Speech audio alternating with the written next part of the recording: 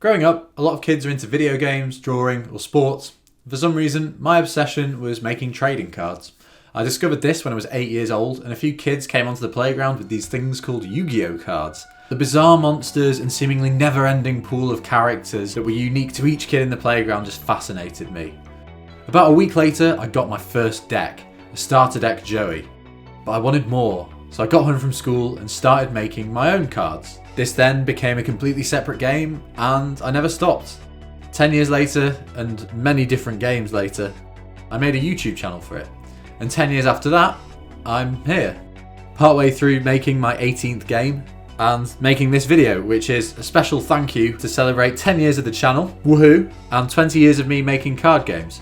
I'm going to show you every game I've ever made in order from the first one that I made when I was 8 years old, all the way through to my latest creation as a 28-year-old. Ugh. But first of all, I want to wish you a happy 2025 and a huge thanks to everyone who's subscribed or has supported my channel over this time. You're the reason I'm still doing this, and thank you so much for taking an interest in my weird hobby. It's honestly mind-blowing to me the amount of people who take interest in these games that I make in my bedroom. So this video is for you. And we begin in about 2005 with 8-year-old Zach and Little Doods. I don't know why they were so tiny. I guess I was pretty tiny, but this is my first game, Little Doods. I had big goofy teeth as a kid, so this became the game's logo. But I'm going to give a quick overview of each game here. Now all these games have full breakdowns, 20-minute in-depth videos on my channel, so check them out. Fireball is the first card I ever made. There are 34 in total, but I know I made more because there's a Robot Warrior 2, but no Robot Warrior 1, and the Snappy family, which also came as individual members. There's Mr. Snappy, Mama Snappy, Baby Snappy, but I can't find any of them. This card has 990 power and is the second strongest stat in the game. The highest is 1000, which is Tonononononon, who's still in my games today. The worst score was 100, for which I named the card after my best friend at the time, Ben Wilmers. If you're watching this, Ben, I'm sorry. It's super easy to play. Two players have decks using the same amount of cards. You turn over the top card of your deck one at a time. Highest stat wins. The player with the most winning cards at the end of a game won the game. My three favourite cards in this game were Griggle, Tai Virus, which I actually think looks super cool now as an adult, and of course, Tonononononon. I must have also loved this guy, Gom Gom, because I made two of him for some reason. 1 year later, age 9, I made Little Doods Season 2. Slightly bigger cards, but still very little. Features some rehashed favourites from version 1 like Fireball, Tonononononon, and the Snappies, who still have a lot of missing family members, but I did find some of the individual ones. It introduced some new classic cards we'd seen in a lot of my future games too, like Manflacky, Slush, replacing Ben Wilmers as the worst card, Hoblog, Bob2699 and his brother Bob2688, and fun fact, he's named after my automatically generated RuneScape username from around the same time, and the actual Little Dude himself, who didn't feature in the first game. A sort of introduction to archetypes here too. These dragon cards I think are pretty cool. There was no synergy at all, just each one's stat is 10 higher than the last in order of how much I liked the colour. Sorry, pink. Although I thought black, silver and gold had to be the strongest, even though blue was my favourite colour as a kid. There was also this 4-part card that's definitely not ripped off Exodia with the incredibly scary name John Bomb Mom. If you won rounds throughout a game with all 4 parts of it, you'd automatically win the whole game, which is pretty cool. My favourite thing about this game though was the names. I love the innocence of me as a kid, just meant I didn't think about what letters or words really meant, resulting in random names like Hugableh, Mordifimbim Dophilisk, and Sandran Bland Funnel Error. If I had to pick 3 favourite cards from here, I'd go with Big Hands, Sandran Bland Funnel Error, and Chombompus. Leaving the Dudiverse now and changing things up with a bit more strategy. Elementals Season 1 had cards from one of 4 elements: Fire, Water, Rock, and Nature. Cards had a power and a magic stat. The highest rating of each was 150, and cards had a level from 1 to 12, and a couple of them even actually had abilities. On top of this, I just made one darkness card, a black hole which kills everything. Again, definitely not copied from Yu-Gi-Oh! But I do like that I just made one rogue card that didn't fit into any of the other elements. I think it's pretty sick. Every element had a god card too, a level 10. There was Fire Lord, Mother Nature, Poseidon, which I've lost, and the Rock King. The elements didn't really synergize with other cards from their elements, but there was a bit of strategy. There's Leafy, who I remember being really OP as he could only be killed by fire cards, and my cousin, who I used to play against, just filled his deck up with rock dudes and could never get past Leafy. From the 44 cards here, my favourites were Dusty, Flame Pig, and Planty Plant Thing. And shout out to Phoenix, which is literally just an orange duck. Another point with this game, nature is normally my favourite element and what I'm drawn to in TCGs. But in this game, I really loved a lot of the fire cards for some reason. Kind of a darker take on Little Dudes. This had slightly different rules, and the title card, the Menace, was the strongest card in this game. You kind of played it like top trumps. You'd pick a category from muscles, speed, or brains. You reveal your rating, your opponent reveals theirs, the highest result wins the loser's card.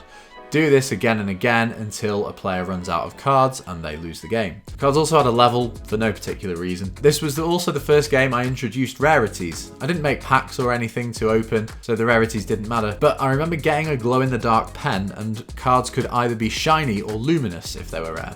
I personally love Sparkly Pink Dragon of Death. This also saw the reintroduction of the coloured dragons, and the best cards were Scrap Brain, who had 100 speed, the Brain, who had 100 brains, obviously, and the Menace himself with 100 muscles.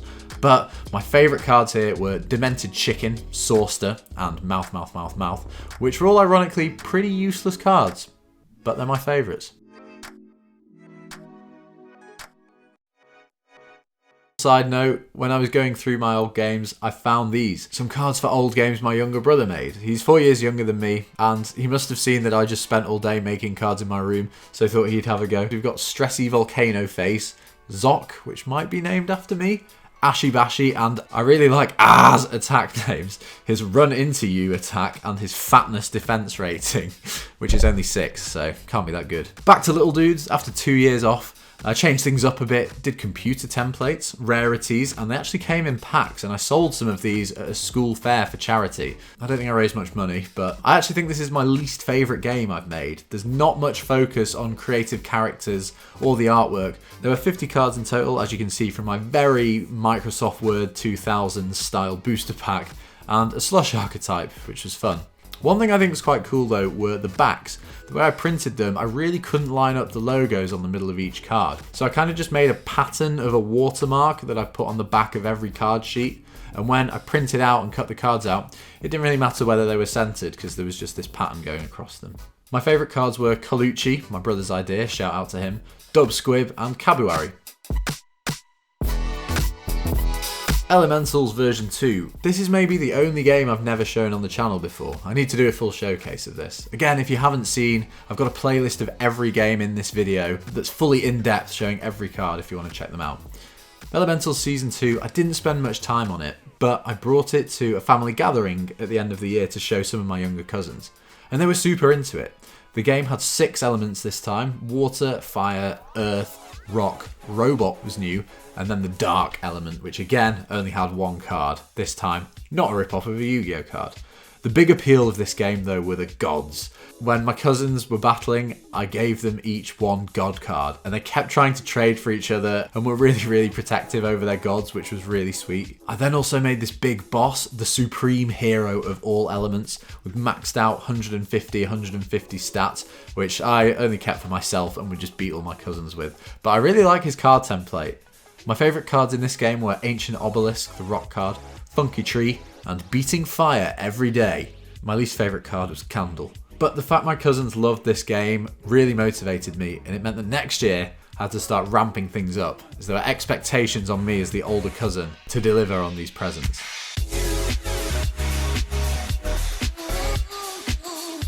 Going from one of my least favourite games to one of my absolute favourites, this was Elementals Season 3. With over 200 cards, it was by far my biggest game yet, and a real step up in my art ability and just my game making ability overall. It was the first game I actually planned. I had until the Christmas family gathering to make decks for 9 cousins. So with a deck for each, that was 9 elements. Fire, water, rock, forest, machine, sky, heaven, hell, and an interesting new rogue element, Alien, which actually had some really cool characters for sure. I remember how it completely took over our Christmas that year, and we had so much fun playing. And each cousin really had a connection to their element, and it was so much fun. It was like we were protagonists of our own show with our own signature cards. The decks had actual strategies, and there were some really cool archetypes and characters for this game. I was very pleased with myself. Again, each deck had a god card which people really treasured, and it was just such a fun game. I gave myself the Hell deck, which was the most powerful deck by far. Its god card was the literal devil, and there was this card called Death, which was just like an auto win. My cousins mostly played against each other, and I'd watch and referee and give out like prize cards to people. But if a cousin won a game, they could challenge me, and if they beat me with my Hell deck, they could take one card from it. I think I must have won about 12 games in a row, but my one cousin, Benji, the youngest cousin in the family, won with just his forest deck and took my god from me, which was hilarious. But my favourite cards from this game were Lava Dragon, Galagon and Super Flooper. But my ace card was Hell's Assault Force, which you need these 4 other characters to play, but once I got him out, it was game over. I really have a lot of fun memories with this game. Another absolute favourite. This is the best version of Little Doods in my opinion. The game was so character focused, it brought in stories with Little Dude versus Dark Dude, some awesome archetypes like the Rainbow Asaurs, Kip Cop Kep, the Two Carts and the Abots, and this is possibly the most creative game I've made. There's so many cool characters, very little of it was based in reality unlike Elementals. This is the first time we saw characters like Dare, Tonex and Humongous Ancient Rockman. And the art style with the backgrounds looks so much cleaner than my games before this. I think the fact I wasn't confined by elements, my 14-year-old imagination could just go wild and create a really unique vibe for the Doodiverse, which I actually love. The simple creatures and the deranged facial expressions and the wacky names. This is perhaps my favourite game I've ever made actually. It was all focused on art, simple gameplay, a few little abilities and just nothing held me back. My favourites for this game though are Snip Snap, Rainbow Lord Bingle and Nork, purely for its backwards like game breaking ability. Super fun.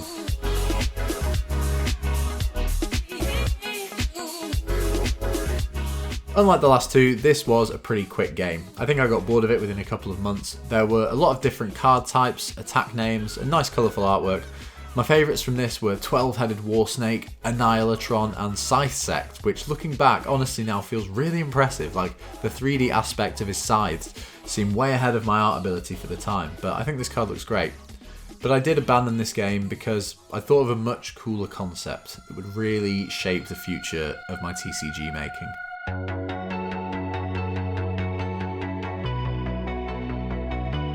This was really the first computer printed game I made. It was only small with 38 cards, and it was set in a fictional solar system. Creatures could come from one of 3 planets: CHAOS, the fire planet, Baganor, a forest planet, and Crozon, a water planet. You can also see this on my very complicated card backs.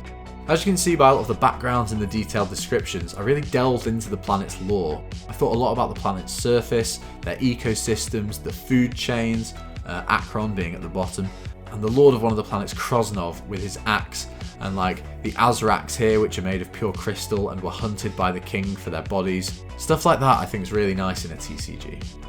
On Baganor we have invasive species like the Naron Blackthorn, with a cool detail that it grows a new mouth inside the last one each year it lives, like the rings of a tree. Anaganas were the oldest creatures in the solar system that live to 10,000 years and have whole ecosystems growing on their backs. On the planet CHAOS, we have the Shiosho warriors, which guard the palace, with the planet's king inside, although I never got around to designing him. I actually remember spending way more time writing lore about the planets than I did making the cards, which is probably why this is a small game with only 38 cards in it. But the game's very cool, and it was a very different vibe to any game I'd made before. My favourite cards in this were Blade Slicer, Tree Eater, and Shiosian Lava Dragon. It's obviously the first version of the game that this YouTube channel was made for. To be honest, if there's a game I wish I'd spent longer on, this is it. There's so much lore and things for me to have explored. I would have loved to flesh out these versions of the planets into something bigger. But life gets in the way, and as you guys know, making a TCG is no small task. Shortly after this, I also had another idea for another game instead, and this one is a banger. Going from the inspiration to Chaos Galaxy to the inspo for my next creation on the channel. This is version 1 of Evolvers. My computer skills had improved, my knowledge of game mechanics also improved slightly, and I made this game on the premise of using protector cards to protect your avatar, your evolvers, at all costs. This game's premise is one of my favourites. It's so simple, and it's one of your guys' favourites too, with my video showcasing it being the top video on my old TCG series. As I was looking through, I found so many cards like, man, I want to put this in the new game. There were some really cool archetypes, the Animex, the Chaos Supers, the Bubbos, the Spectragons made a return, and the Atomics, and my personal favourite, although definitely the least cool, the Weathermen. This game introduced Combiners too, extra powerful 2-part cards, and Activators, which I put in the Chaos Galaxy, but this was all about the Evolvers. There was no premise to the game, no lore, but I gave the decks out to my cousins again at the yearly family gathering, and I'm not even exaggerating when I say me and my cousins would lay down our lives for our Evolvers. We treasured those things like they were a part of us. Unfortunately, I've lost a lot of the original Evolvers, but some of the Evolver lines were great. The game also had a bit of a techie vibe, which is something I've not really put in games previously. I think I must have been getting into sci-fi and Star Wars and things like that around age 15, so that definitely inspired that. Favourites from this game include Atom Warrior, Dan and Dodge with his Elite version, and Death Screen 5000. This game's great. I had a lot of fun looking back through it this week, and I'm so glad I'm revisiting it now.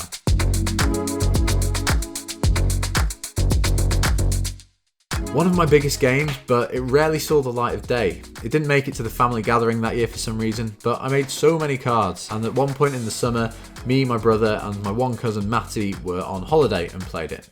Although the game had 7 elements, I only made full decks out of 3 of them: Fire, Water, and Forest, which is the one I always used, and unfortunately, they're the only decks I finished. I don't like it as much as Elementals Season 3, but it's still a cool game. My card template got a bit more sophisticated, and after Evolvers, my art ability had improved a ton. So the 7 elements this time were Fire, Water, Nature, Rock, Sky, Machine, and another new one, Ancient, which is a bit different, and it's a sort of vague miscellaneous element that I used as an excuse to make mythical creatures, dinosaurs, that sort of thing. Cards like Rainbowosaurus Rex, Triclops, and Tomo Totomo. Each element had a god card as usual, and I like the templates for these god cards. Unfortunately though, only finished 3, got halfway through the Ancient one and then gave up with the game, because my next game was a prototype for something big. We're getting close now. You can see that this is really just a prototype for the current Chaos Galaxy game. It's just way less rich. There's no planets, no elements, it's just a mess of cards. The rules are really similar. You get 4 stars at the start of a turn, pay stars to play your creatures, attack other creatures to gain points, and the first player to 20 points wins. Even some of the art from this game was taken and put directly into the Chaos Galaxy game. It had combiners, it had activators, and even the card backs were super similar. I got my drawing a little bit more 3D, and I got a set of markers to draw with to make the game look more professional, and this really does make it look like the current Chaos Galaxy game, but without the planets, so the actual galaxy part is completely missing. My favourite cards for this were Magmol, Viridis the Maneater, and Shape Knight Hexic. This was a prototype game, which I made one summer after I finished school for the year to test out the Game Crafters services. Now this is the printing company I used to make Chaos Galaxy as a TCG. It's a 60 card set, which took me a couple of months to make, and I went back to my old basic style so I could get it done quickly and put more focus on Chaos Galaxy. With very 2D flat colour drawings. Actually I painted them, they're watercolour. With no new ideas, just classic Little Dudes characters remastered for this game. It's fun seeing them compared to their originals, and I really enjoy this game. It's got a lot of personality, there's some really wacky abilities which actually make for very exciting gameplay, like way more fun than I thought it would be when I first made it. I've got a lot of footage of it on the channel, and you can buy packs if you want. There'll be a link in the description. Age 18, Chaos Galaxy TCG. Technically Chaos Galaxy TCG version 3. 600 plus cards. I still can't get over that number. This is what everything was working towards. The big one. The reason I made this channel, and it's been my passion for the last 10 years. I don't need to go into detail in this game. If you know the channel, you might have seen 1 or 2 videos on it, but 8 planets, dozens of characters for each, 5 core booster sets, 8 starter decks, 2 reprint sets, 4 collector edition boxes, and an entire fan-made set. I don't really like showing off normally, but I am so proud of myself for what I've achieved for this game. All in my spare time, off my own back, with no help really. And 10 years is a long time, and I've seen myself grow as a game designer and illustrator and just as a person a lot since then. And I just want to thank everyone who's ever watched a video and come along for the journey with me, because that's the biggest motivator of why I make these games. Back in the early stages, it was my younger cousins who I play with who motivated me, but now it's you guys, the Chaos Galaxy community. And if you want to know my favourite cards, I've done a video of me ranking all 600 cards for the game, starting with my least favourite and ending with my favourite. The game I'm currently working on is a new version of Evolver's TCG. Taking place in a fictional universe with 6 different realms at the moment. I've made about 30 cards for the game and I'm steamrolling ahead with the first starter decks and set 1. It's been really fun starting a new game from scratch. Although this is a process I've done many times throughout my life, it's just as exciting as it was when I was an 8-year-old, to be honest. Only this time I've got all you guys giving me advice and guiding me through it, which is incredible. There's not really too much I can say about this game because I've not made it yet. But my 3 favourite cards at the moment, I'd have to say, are Zonk the Ancient, Jellyfished, and Aguatomic Abomination. But apart from that, there's a lot more to do. So that's it. That's every game I've made. 20 years ago, I got home from school one day with my Yu-Gi-Oh cards in hand and started making a trading card game in my bedroom. 10 years ago, I started a YouTube channel showing some of the cards for a trading card game I was making in my bedroom. And 10 years later, here I am, starting a new game, still making trading cards in my bedroom. I don't know where this game will go, but no prizes to anyone for guessing where I'll be in another 10 years. Thanks for watching this video though. See ya.